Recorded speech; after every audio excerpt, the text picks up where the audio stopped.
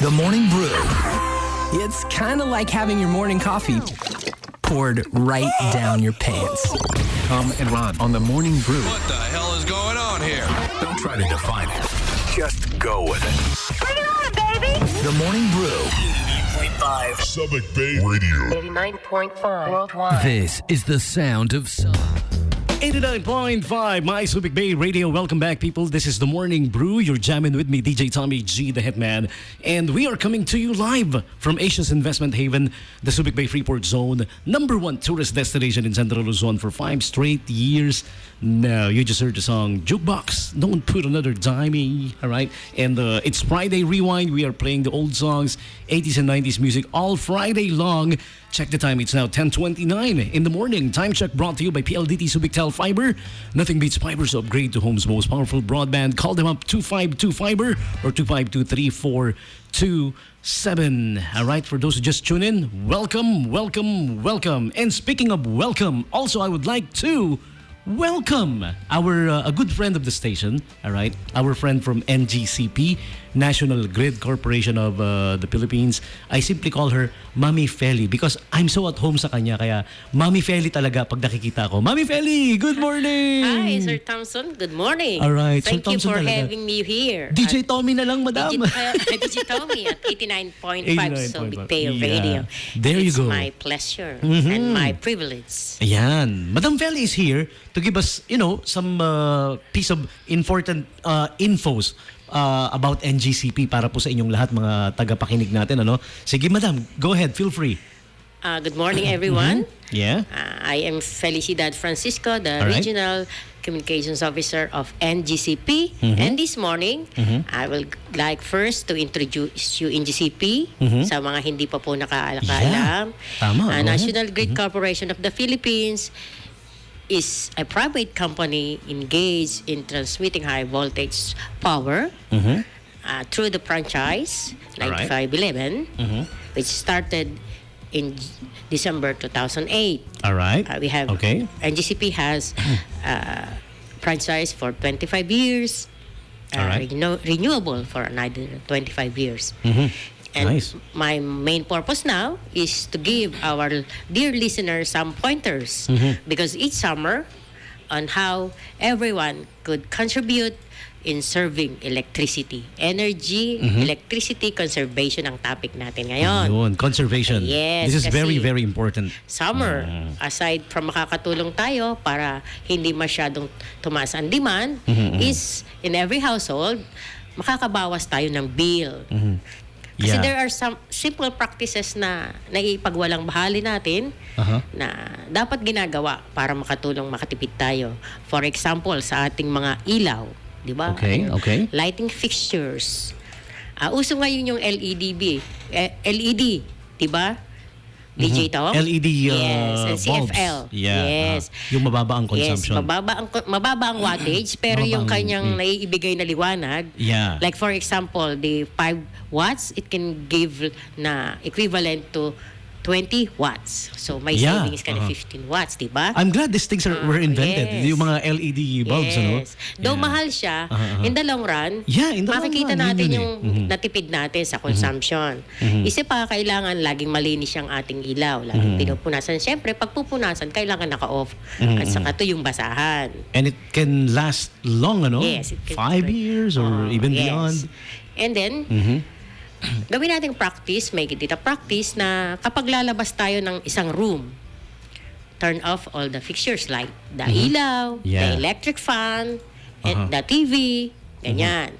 Turuan natin ang ating mga anak na masanay sa ganon. Na kung saan may tao, dun lang may ilaw. But Tama. we must be sure na yung mga hallway and stairs should always be well-lighted, Well-lighted. to avoid accident. Yes. Yes. Napaka-importante Okay. yan. On Siyempre television, kapag tapos na siyang gamitin, kahit aling appliances, have it unplugged.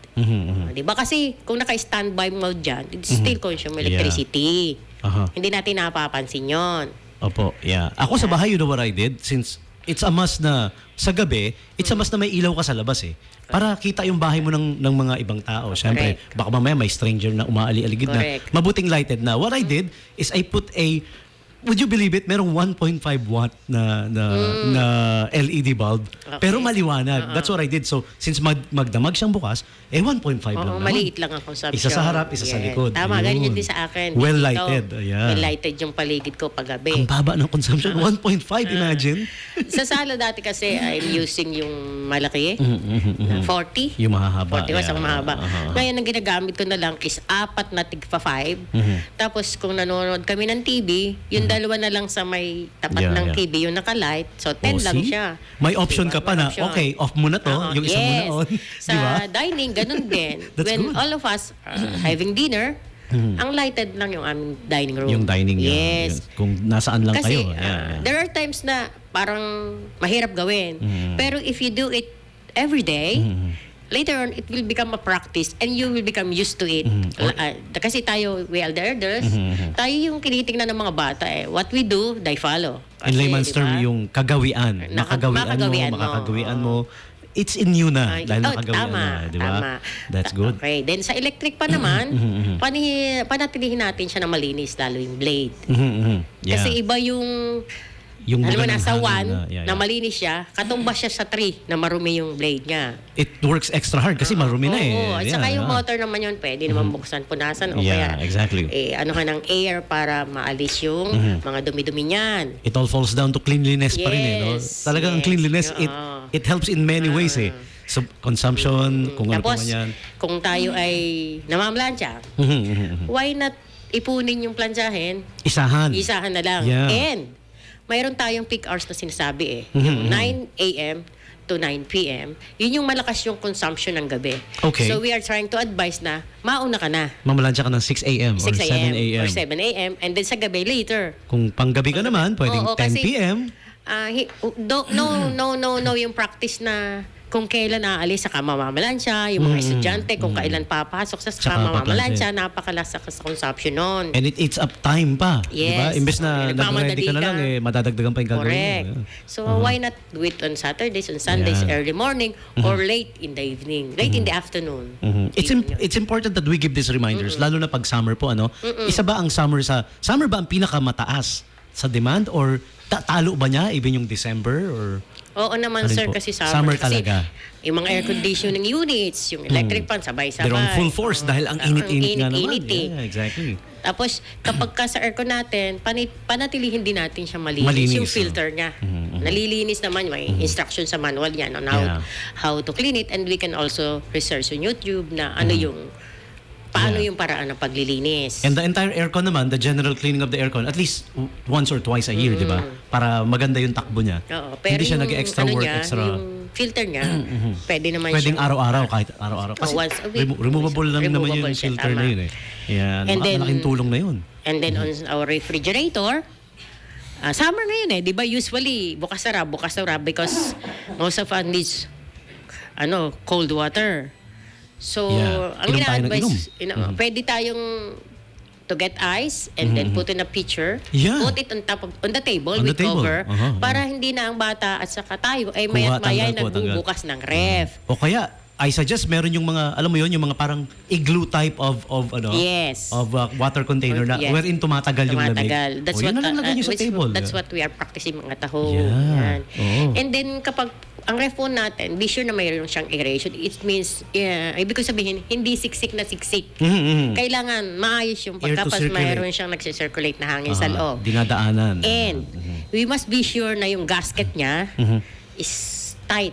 Walang singaw. Para hindi lumalabas yung free. And then, yun pong ating freezer, kapag 1/4 na ang yelo, defrost na po natin. Defrost na. Defrost na. It doesn't help na patuloy pa ang kapal-kapal na naman. Tsaka kung mayroon namang mga bibili pa ng mga appliances ngayon, merong no tingnan frost. po natin yung may energy consumption ratio. Energy consumption ratio. Yung dilaw, di ba? Usually dilaw yun. May Opo. mga Nakalagay doon po yung how much can you save in terms of energy consumption.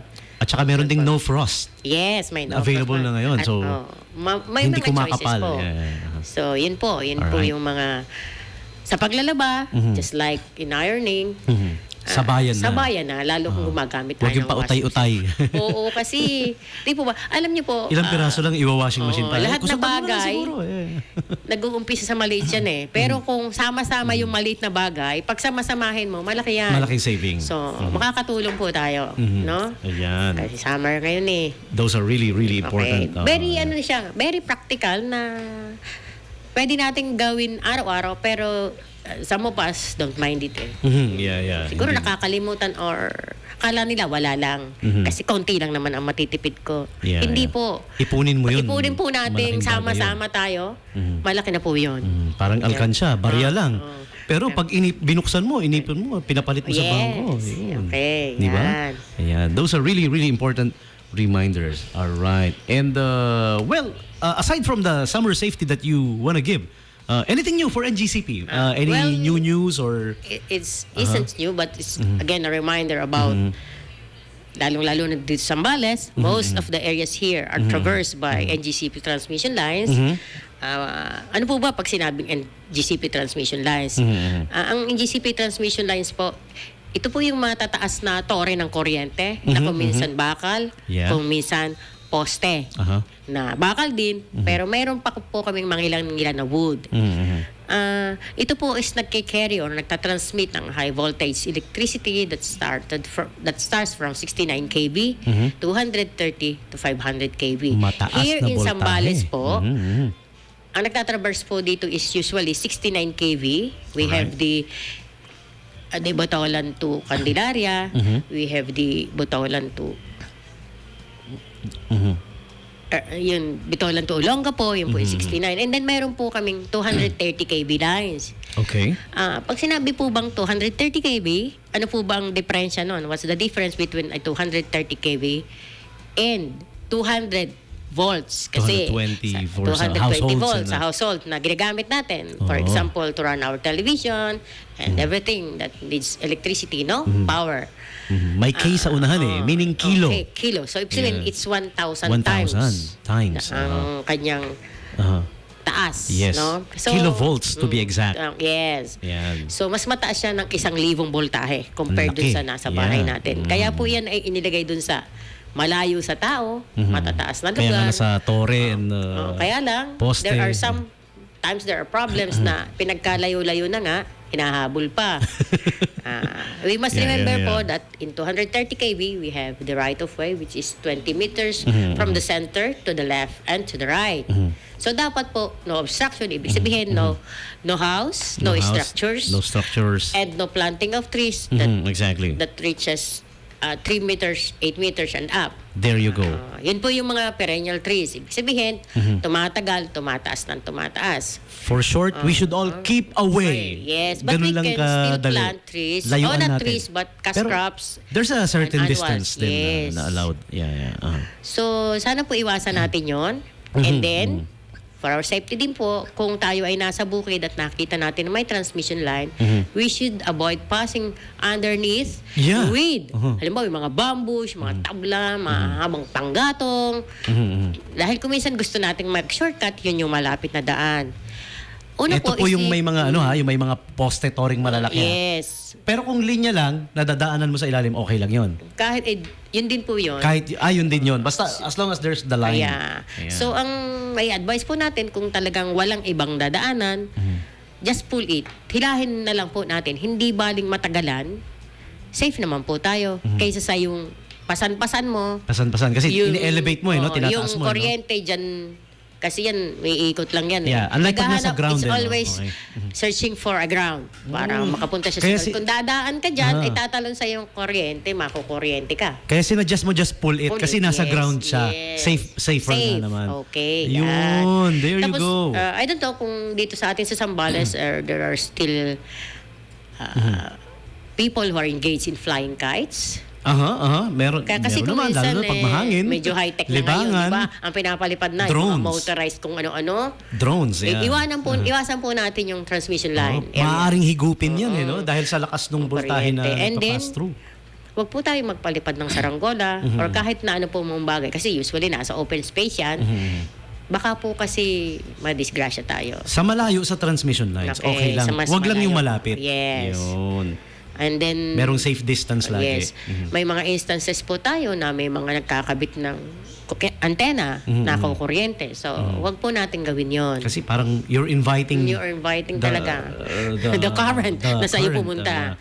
And then yung pong may mga instances na din tayo na yung mga truck, yung mga trucks na may mga loads, doon pa nagdadump, doon pa nagpa-park sa ilalim. Marami na po tayong instances na nakukuryente sila. Bigla na lang makukuryente dahil nandoon sila sa ilalim. So, layuan natin. That's the best NGCP thing. wants to remind everyone na ang purpose po ng transmission line kaya nandyan is para po may daanan yung mga kuryente, ang kuryente na ginagamit natin. Yeah. Ginagamit natin na produce ng generation para po ang NGCP makapaghatid sa Sameco 1, sa Sameco 2, sa OEDC, sa Subic Enerson. Those are particular distributors dito sa Zambales. Yeah. Ngayon, if the transmission line po is mapuputol, magkakaroon po ng power interruption due dun po sa hindi natin pag-iingat, and then wala pong maghahatid ng kuryente sa ating mga distribution utilities. Alright.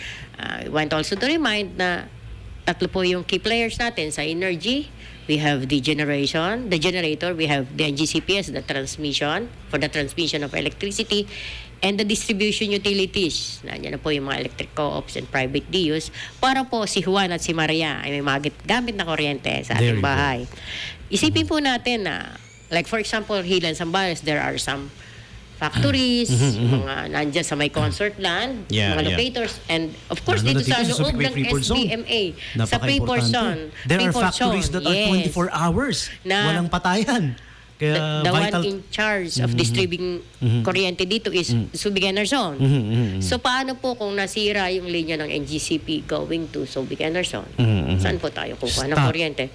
It's not just mawawalan tayo ng kuryente, kundi the production. And there are some people who are being paid on damay daily lahat, wage, no? No work, no pay policy. Matindi yung domino effect niya. So, kailangan damay po lahat. bawat individual ay maging responsable. There you go. Kasi po, ngayon, para rin sa atin yan eh. Para sa atin yan eh. Tama. You might be thinking, wala naman akong kinalaman dyan sa operasyon ng Subic Bay Freeport. No, mali. Dahil yung matitigil na factory, yung matitigil na mga nagtatrabaho, baka mamaya kamag-anak mo pa ibang nagtatrabaho or siya pa yung nagpapadala sa'yo dyan sa nasa malayo ka man. Correct. Diba? And in a way, may kinikita ang gobyerno eh kung patuloy ang ganitong mga aktibidades para sa ekonomiya. Yes. Siyempre, kung kumikita, kung may ekonomiya, siyempre may pakinabang ang sambayanan. Correct. Kahit sino ka pa man. Kahit sino ka pa man. Yeah, Hindi lang po lang tayo aware. Kasi nga po, kung mawawala ng kuryente, lahat tayo mapiperwisyo. Yeah, exactly. There you go. So, be aware of those. Tandaan niyo po, those very important reminders that Tita Feli mentioned. And if you guys wanna sort of like review or gusto nyong ma-refresh about these reminders, puntahan nyo lang po yung official Facebook page ng NGCP. Meron naman. Lahat naman ng kanilang reminders, mga paalala. Lahat yan nandoon. Makikita nyo po. Just look for it. NGCP on Facebook or National Grid Corporation of the Philippines on Facebook. Okay, thank you. Wow. This has been very, very fruitful, Tita Feli. Thank you for sharing this beautiful piece of info sa mga taga-pakinig natin. And of course, salamat po. Ngayon po kasi NGCP is enhancing media relations, especially the broadcast media, para po we believe na ito yung channel para po yung mga gusto naming paalaala ay makarating sa sambayanang nakikinig. Because NGCP always care and the NGCP wants to assure na yung full transmission line natin is readily available and dependable para po tuloy-tuloy yung daloy ng kuryenteng maipapahatid natin sa ating mga customers and ating po mga customers to the consuming public. Yan po. True that. All right. Okay. Thank you, Tita Feli. And Mami Feli pala ang usual na tawag ko sa inyo. Ayan. And thank you, sir. All right. So there you go, people. Back to regular programming, and we will play another Friday Rewind song, 80s and 90s music only, all Friday long. If you guys want to request for songs, text numbers 0909-263-0840 and 0917-648-2772. All right? And for the meantime, before I play the next song, here are some important reminders. Mga kapamilya, alam nyo bang hindi ligtas ang magtanim ng mga matataas na halaman o puno malapit sa mga linya o poste at tore ng kuryente? Ang mga mahahabang kahoy o anumang bagay na lalapit o didikit sa mga linya ng kuryente ay mapanganib at maaaring maging sanhi ng pagkamatay. Hindi rin ligtas ang magtayo ng mga bahay o istruktura sa ilalim ng linya ng kuryente. Pag-iingat ang kailangan upang sakuna ay maiwasan. National Grid Corporation of the Philippines cares about your safety. Stay safe. A message of concern from NGCP. Stronger transmission for a stronger nation.